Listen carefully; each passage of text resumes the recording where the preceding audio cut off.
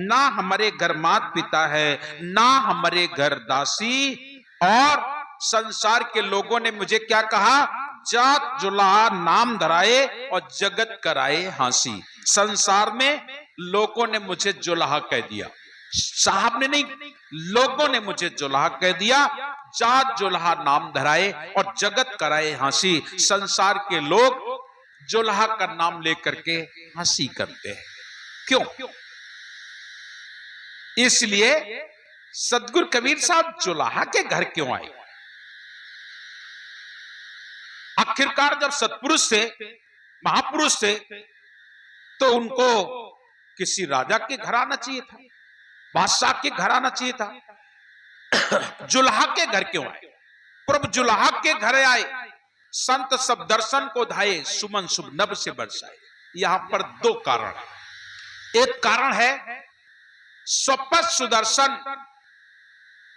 जो पांडवों ने यज्ञ जब रची थी, उस यज्ञ में स्वपथ सुदर्शन ने भोजन किया तो घंटा बजा था। वो स्वपथ सुदर्शन कौन थे? वो हमारे करुणामय साहब के शिष्य थे, जाति से मेहतर थे। और यहां जातिवाद बहुत चलता है, आपके यहां तो बहुत चलता है, चलता सब जगह है। जो लोग, कुछ लोग ऐसा कहते हैं कि जाति वहां नहीं चलती, वहां नहीं चलती।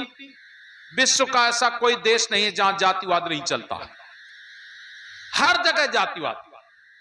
आप लोग ये ना सोचो कि हम लोग हिंदू होके आपस में लड़ रहे हैं। हिंदू आपस में लड़ रहा है तो मुसलमान भी आपस में लड़ रहा है। मुसलमानों में भी 4 संप्रदाय होते हैं, मुगल, पठान, सैयद और शेख। और इनके यहां भी जीवन से शिया और सुन्नी की लड़ाई चली आ रही है। ये लोग भी आपस में लड़ते हैं। ये जो निकलता है इनका ताजिया, वो इसी बात का प्रतीक है। वो जब अपने शरीर को प्रताड़ना देते हैं, मारते हैं अपने आप को, और क्या कहते हैं, हाय उससे हम ना हुए, हाय उससे हम ना हुए। मतलब अब वो उनका कोई हुसैन नाम के जो पीर जो भी रहे, उनको लोगों ने मार डाला था। तब वो कह रहे हैं कि अगर हम होते, हाय उससे हम ना हुए। जिस समय आपके ऊपर ये ऐसी अवस्था थी, आपको मारा जा रहा था, हम नहीं थे उस समय, हम होते तो आपकी मदद करते। इसलिए वो अपने शरीर को ही कष्ट देते हैं और कहते हैं हाय उससे हम ना हुए, हाय उससे हम ना हुए।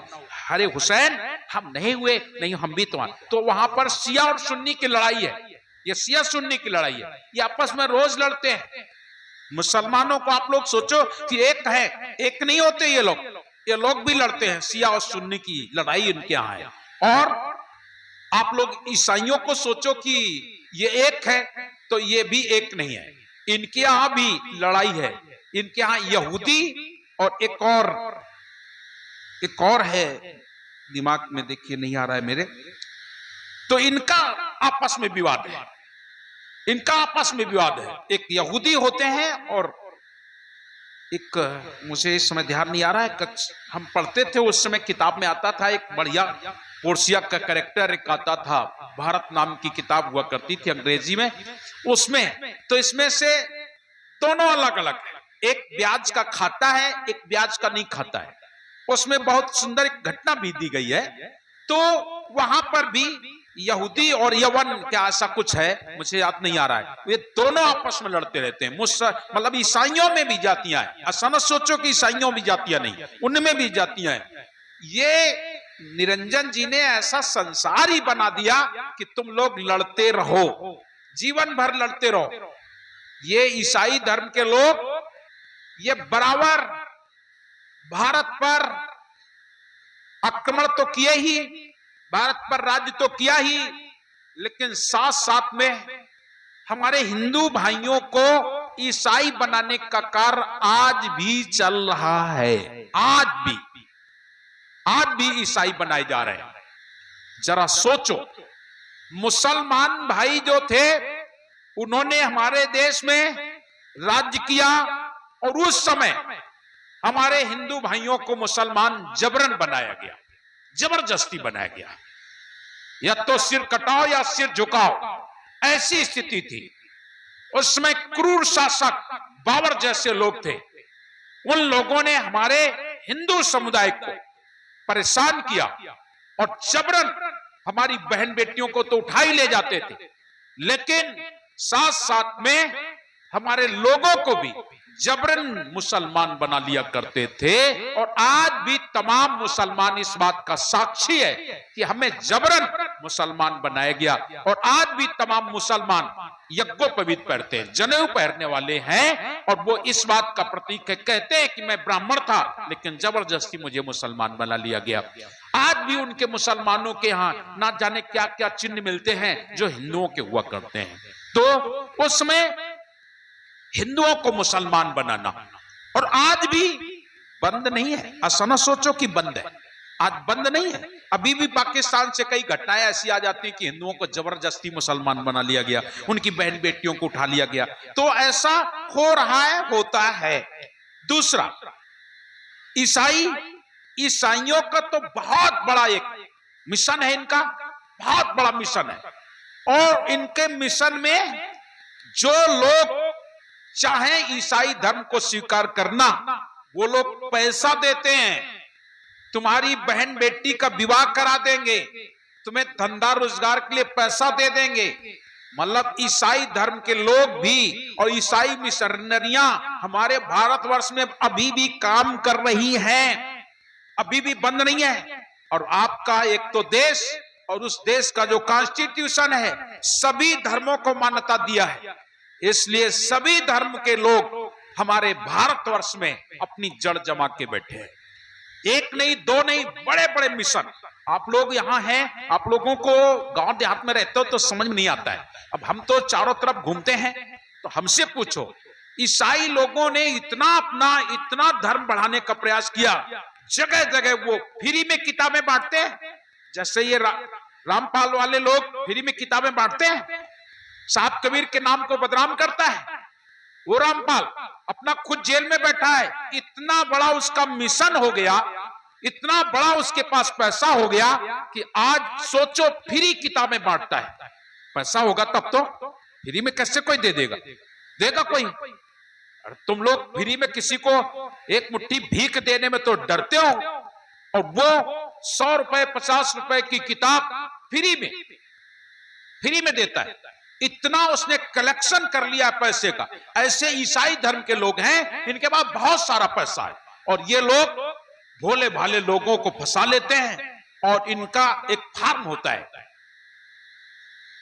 उसको भरवाते हैं, उसमें दस्तखत करवा लेते हैं। और जब वो उनके मूल केंद्र में जाता है, तो आज के कम से कम 10 साल पहले हमें यह जानकारी हुई थी, तब उस समय 65,000 रुपया एक व्यक्ति को ईसाई बना लेने पर 65,000 रुपया वहां से आता था। 65,000, और आज तो 1 लाख रुपया भी आता होगा। सोचो क्यों नहीं वो लोग काम करेंगे? वो लोग तो काम करेंगे ही करेंगे कि हम ईसाई बना लें, ईसाई बना लें। और ईसाई बना रहे हैं, और ईसाई बना के क्या करते हैं? कुछ नहीं करते हैं। उनका कुछ ऐसा नहीं कि कुछ है। ईसाई और मुसलमानों में कोई भेद नहीं है, ईसाई और मुसलमान एक जैसे हैं। मुसलमानों में केवल सुन्नत कराते हैं, उसमें सुन्नत नहीं है केवल, बाद बाकी खान पान रहन सहन बिल्कुल वैसे ही। और आज हमारे लोग कौन जाते हैं ईसाई धर्म में? आपने नहीं सुना होगा कि कोई ब्राह्मण ईसाई में गया हो, कोई क्षत्रिय गया हो, कोई वैश्य गया हो, कोई नहीं सुना होगा। कौन जाते हैं? जो मांसाहारी है। और वो मांसाहारी है, और ज्यादातर उनके घरों के बच्चे जिनके यहाँ शुद्ध शाकाहारी भोजन हुआ करता था, और आज वो बाहर जाके बिगड़ गए हैं। अब उनको यहाँ मना किया जाता है, जैसे हम ही हैं।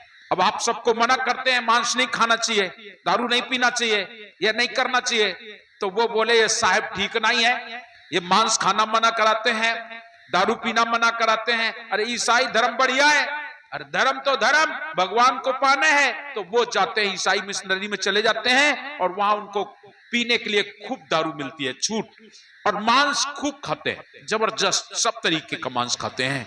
ये ईसाई मिशनरी इस समय जबरदस्त काम कर रही है, और कई जगह पर प्रहार भी किया जा रहा है, लेकिन फिर भी लोग नहीं समझ पा रहे हैं। धर्म, हमारे साहब कहते हैं, सदगुरु कबीर साहब ने नहीं, हुजूर प्रकाश मीनाम साहब कहते हैं, धर्म पहली बात परिवर्तनीय नहीं है।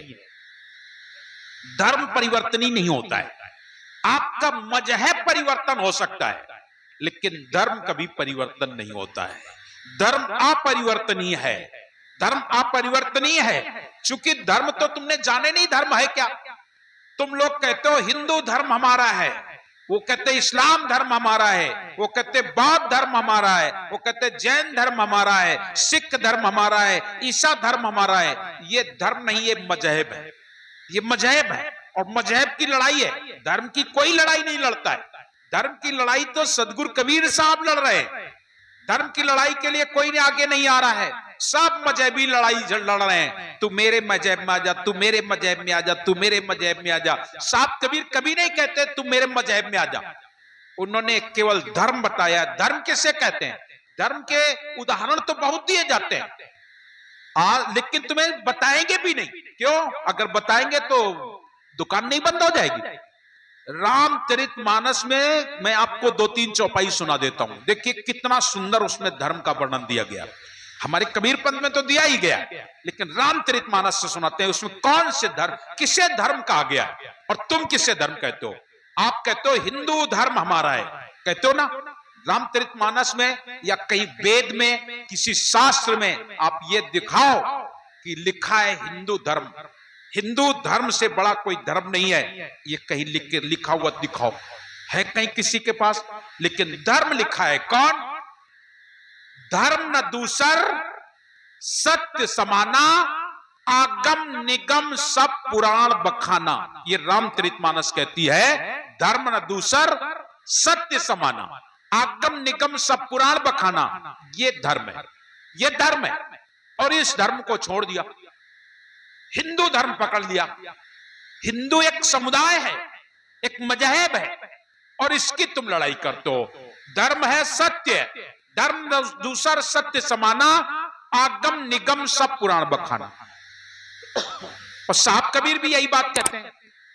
सत्य कहूं सत्य के समान नहीं धर्म कोई दूसरा। साहब कहते हैं सत्य कहूं सत्य के समान नहीं धर्म कोई दूसरा। कोई धर्म है ही नहीं दूसरा।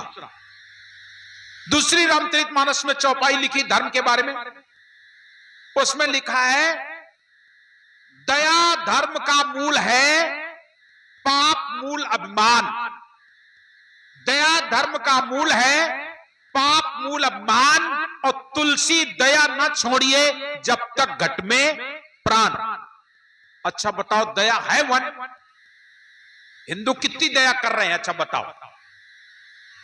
अगर हिंदू दया करब शुरू कर दें तो अब वहीं परो नौराते लाग जाए नवरात्रि।